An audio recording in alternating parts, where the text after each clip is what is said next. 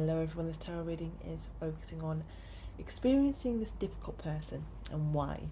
So whoever pops into your head, it could be a friend, it could be a work colleague, it could be a brother, a family member, a partner, whoever it is, and this person is just difficult, hard, very, very challenging, very hard. What is then the lesson they're teaching you, okay? So this is actually really interesting reading because when I look at the Vulture card, the energy I'm personally picking up it feels very dark. It does not feel nice, to be honest. It feels very draining and heavy. This to me feels like someone who's actually, like, their presence leaves you exhausted, doubting yourself, and carrying far more emotional weight than you really should be. Okay, and there's definitely this coldness here that I can't ignore. It's like it's there is nothing in this person. Like they don't feel anything. It's kind of what I get with this Vulture. So yeah, this coldness here. I can't really ignore it.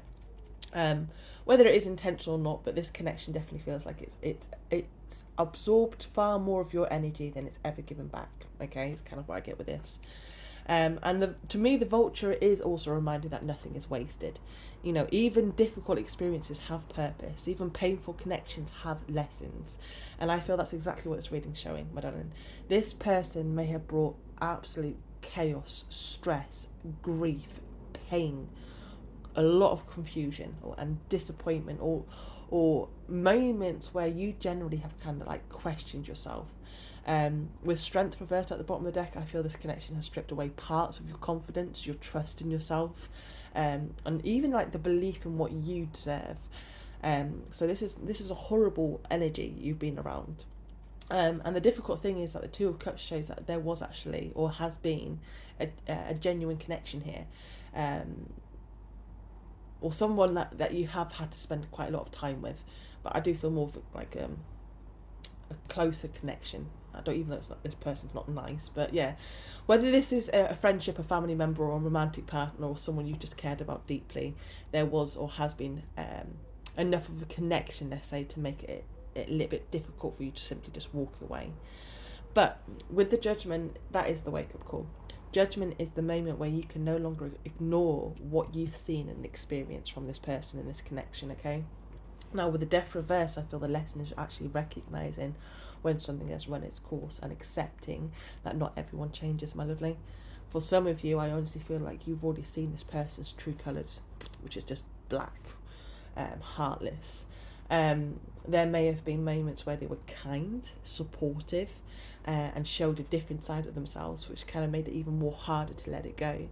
But I actually keep feeling that what they showed you consistently is actually who they are, and they're a Vulture is who they are. Yeah, so the blessing isn't the pain that they've caused, because I can tell you now they have definitely caused you some pain. The blessing is what the experience has revealed, my darling. This person is making you realize your worth. This person is teaching you to trust your own judgment, okay? And this person is teaching you that you do not need to hold on to someone simply because of who they could be, when they continue to be showing you who they actually are. And I also feel one of the biggest lessons here is understanding that some people will keep returning to the same behaviours or patterns and ways of being, not because of anything you've done, but because they are not ready or willing to change themselves. Okay, now the hardest part comes after. It's my thought and feeling on this. The healing, the grief, the letting go. With the Three of Swords at the bottom of the deck, that really reminds me that healing isn't always pretty.